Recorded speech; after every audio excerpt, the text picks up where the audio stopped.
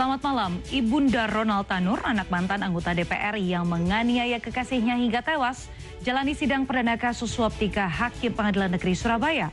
Pengacaranya juga diduga ikut bersekongkol dengan mantan pejabat Mahkamah Agung untuk mengamankan vonis Ronald Tanur di tingkat kasasi.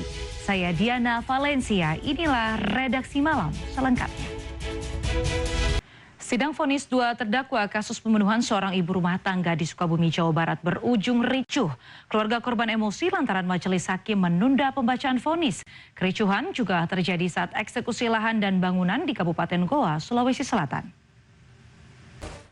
Setelah buron lebih dari 2 pekan, seorang kepala dusun di Lampung Selatan yang menganiaya 2 warga hingga 1 diantaranya tewas akhirnya ditangkap.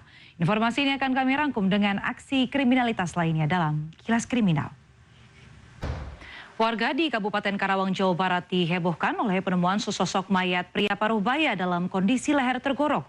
Sementara itu di lokasi lain di Kabupaten Purwakarta, Jawa Barat, mayat seorang wanita diduga korban pembunuhan ditemukan di area kebun belakang Pasar Anyar, Sukatani. Kita ke informasi lainnya, sidang pembunuhan pengusaha rental mobil yang dilakukan anggota TNI mulai digelar pada Senin. Sidang digelar di Pengadilan Militer 208 Cakung, Jakarta Timur dengan menghadirkan 3 anggota TNI sebagai terdakwa. Kita ke perkembangan kasus dugaan suap dan gratifikasi atas vonis bebas Gregorius Ronald Tanur, anak mantan anggota DPR yang menganiaya kekasihnya hingga tewas di parkiran mal di Surabaya, Jawa Timur.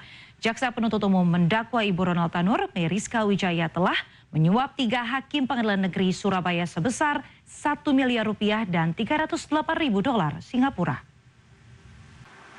Diduga sopir mengantuk, mobil pickup menghantam truk tronton yang sedang parkir di pinggir jalan raya satu arah Yogyakarta Magelang.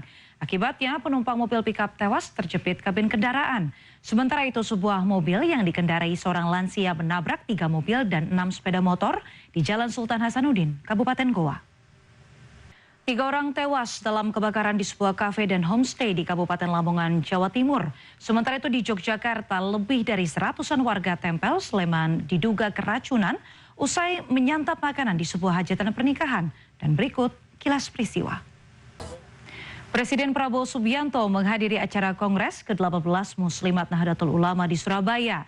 Beberapa celetukan spontan pun keluar dari pidato Presiden, termasuk sentilan terkait kasus korupsi. Momen jatuh dan terbakarnya pesawat kecil di Sao Paulo, Brazil terekam CCTV. 2 penumpang pesawat tewas di lokasi kejadian dan rangkaian informasi International Minute ini akan sekaligus menutup redaksi malam hari ini. Saya Diana Valencia pamit undur diri. Terima kasih atas kebersamaan Anda dan sampai jumpa.